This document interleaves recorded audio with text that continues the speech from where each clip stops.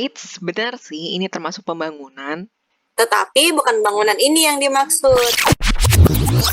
Halo semua, saya Asfa Mardiana beserta teman saya. Saya Fitri Handayani, kita di sini bukan mau membahas mengenai pembangunan yang tok-tok-tok gitu ya, tapi kita membahas tentang transformasi pembangunan dan tata kelola yang baik. Sebelum itu, pembangunan itu apa sih? Pembangunan sendiri merupakan proses perencanaan untuk mencapai perubahan ke arah yang lebih baik. Pembangunan ini merupakan suatu konsep yang luas. Oleh karena itu, terkadang kita sering mendengarnya dihubungkan dengan suatu bidang, seperti pembangunan ekonomi, pembangunan kesehatan, pembangunan infrastruktur, dan lain sebagainya. Saat ini sedang terjadi globalisasi. Globalisasi memaksa kita untuk menyesuaikan diri dan beradaptasi terhadap keadaan, terlebih lagi pandemi COVID-19 yang kemarin terjadi di seluruh dunia, membuat segala hal harus bisa dilakukan secara online atau daring, dengan memanfaatkan teknologi yang sudah ada. Oleh karena itu, transformasi digital menjadi pemicu pembangunan nasional. Bidang ekonomi, kesehatan, sosial budaya, pengelolaan sumber daya manusia, dan bidang-bidang lainnya berkembang mengikuti perkembangan teknologi yang terjadi di Indonesia. Indonesia sendiri saat ini sedang mengalami transformasi pembangunan di berbagai bidang karena perlu menyesuaikan dengan situasi saat ini. Selanjutnya, pembangunan berkelanjutan. Pembangunan berkelanjutan ini adalah proses pemenuhan kebutuhan masyarakat di generasi kini dan masa yang akan datang tanpa membahayakan generasi selanjutnya. Mungkin teman-teman sudah mendengar konsep Sustainable Development Goals atau SDGs.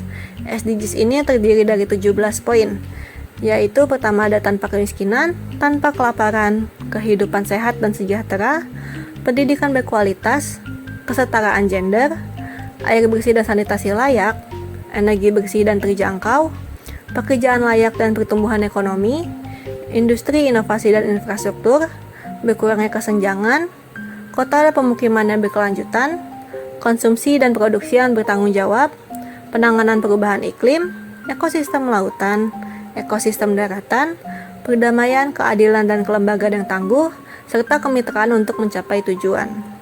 Program pembangunan yang dihadirkan oleh pemerintah dengan tata kelola yang baik mampu menyediakan sarana dan prasarana yang mampu menghasilkan individu dan masyarakat, yang mampu menciptakan dan meningkatkan IPM, atau Indeks Pembangunan Manusia. Program pembangunan ini mencakup 6 sektor yang terdiri dari pendidikan, kesehatan, kemakmuran, lingkungan, seni budaya, olahraga, serta agama.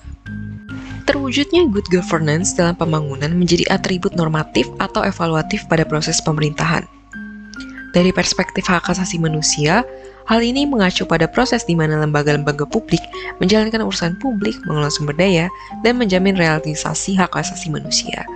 Nah, 5 atribut penting yang dimiliki oleh good governance yakni transparansi, pertanggungjawaban, akuntabilitas, partisipasi, dan daya tanggap.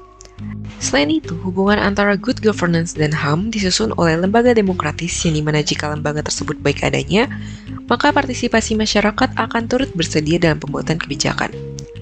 Setelah itu terdapat pemenuhan pada layanan publik, supremasi hukum, serta program anti korupsi.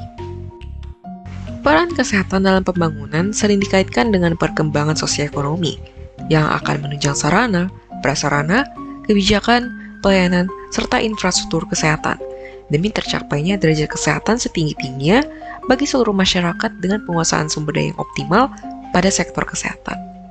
Jadi, apa kesimpulan yang bisa kita peroleh? Pembangunan sebagai proses perencanaan bertujuan untuk membawa negeri untuk berubah ke arah yang lebih baik. Transformasi pembangunan membuat suatu negara dapat berkembang dan beradaptasi dengan situasi global. Kemudian, pembangunan berkelanjutan memiliki tujuan untuk memenuhi kebutuhan masyarakat masa kini dan ke depannya. Serta, pembangunan berkelanjutan ini juga tercantum dalam SDGs yang dicanangkan oleh PBB. Nah, oleh karena itu, dengan adanya good governance yang didasari oleh hak asasi manusia, transformasi pembangunan serta program berkelanjutan akan berjalan sesuai tujuannya. Meskipun tidak seluruh pembangunan dapat mencapai tingkat yang baik, namun setidaknya pembangunan tersebut bisa berjalan dengan optimal. Di sisi lain, peran salah satu sektor utama yakni kesehatan memberikan dampak yang signifikan pada pembangunan itu sendiri. Tanpa adanya atau minimnya kesehatan, sumber daya manusia beserta indeks pembangunannya tidak akan mampu untuk menciptakan lingkungan pembangunan yang produktif secara sosial, ekonomi, budaya, dan politik.